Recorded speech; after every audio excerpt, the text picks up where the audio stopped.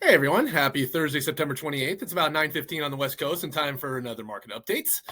Getting right into it, this week we got a new appreciation data from Case Shiller and FHFA. So let's take a closer look at that. We've seen this chart before. Now we can fill in these ones for July. Remember, Case Shiller and FHFA, they lag a little bit behind. In Case Shiller, the difference between the two, Case Shiller counts jumbo and they count cash deals where FHFA does not. So FHFA tends to track, maybe lower price home where Case Shiller is getting it all. And the difference you see month over month now that Case Shiller has now reached their all-time high reading in real estate values as well. So all five of these metrics, most of them have been there for a couple months. Now Case Shiller's getting there. We expect August to be, as well going higher. So it's, very good for homeowners. This is appreciation and they're doing well.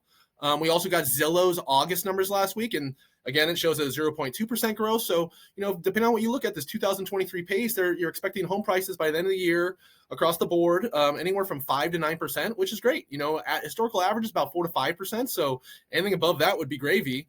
And going into the year, I think a lot of people were not very optimistic about that. Even more optimistic people were thinking more 3-4%. So it'll be interesting to see what the next couple months are. But so far, so good for current homeowners. But again, these values being higher makes it a little tougher for borrowers and buyers across the country. And the next thing we got was August new home sales. So August, new home sales and new builds have been cooking pretty good. But they slowed down definitely this month, down 8.7% month over month, still up 5.8% year over year. And there was a positive revision to last month, which made this negative number a little bit higher, but still, up 5.8% year over year. But it's definitely slowing down. And one number they were reporting pretty heavily was the 7.8 months reported month supply. But keep in mind, there's only about 76,000 completed. So depending on monthly sales pace, that's only about 1.3 months supply. And then also one thing the media might you might have seen out there was the median home price being down on these new builds.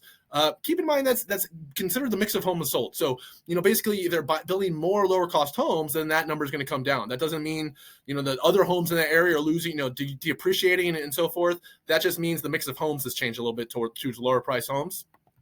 Next thing we got, pending home sales. These came out today, and these were down negative 7.1% month over month, and now down negative almost 19% year over year.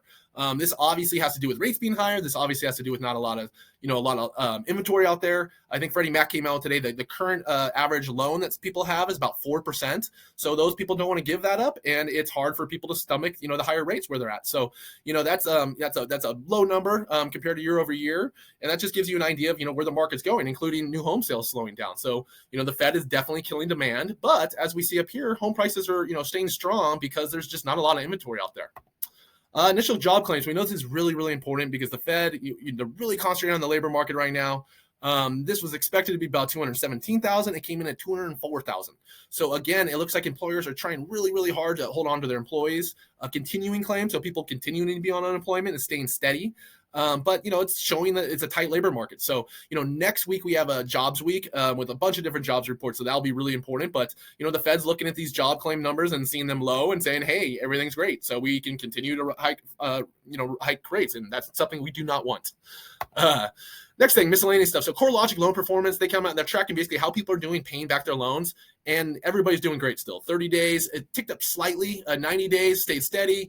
Foreclosures and things like that are really, really close to all-time lows. So credit card defaults and things like that have been ticking up according to data, but people are paying their mortgages, which is great to see. And again, a big difference between now and 2007 or so.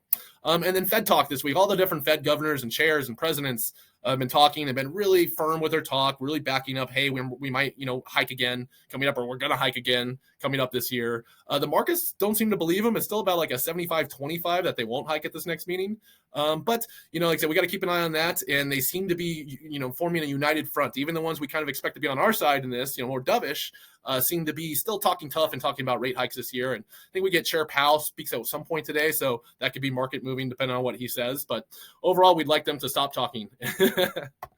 Next thing, average 30-year conventional. So we went, last week it was at 7.47. We're up to 7.65.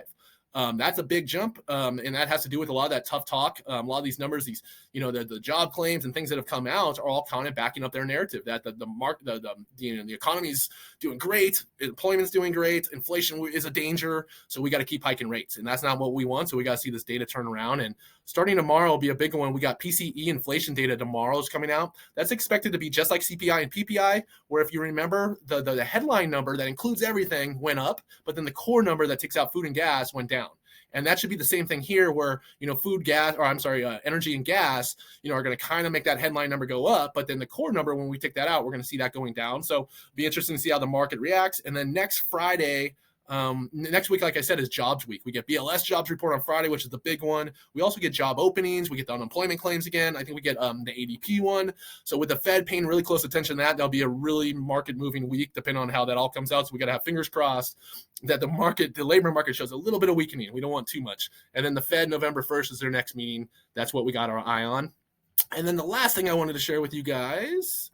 So just keep in mind, people I want to wait till, there's a study recently, 71% of people say they won't take a mortgage rate above 5.5%. So, right now about 7.5%, let's say.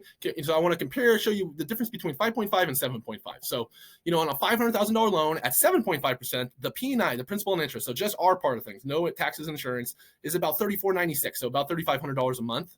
And then 5.5% is about $28.39. So big difference there. Almost, what is that? It's almost $650 or so. So a big difference. You can see why people would want to save that. However, keep in mind that when rates come down, demand will tick up. There'll be more people trying to buy these houses, more people selling their houses because rates are going down and they can buy a different house, things like that.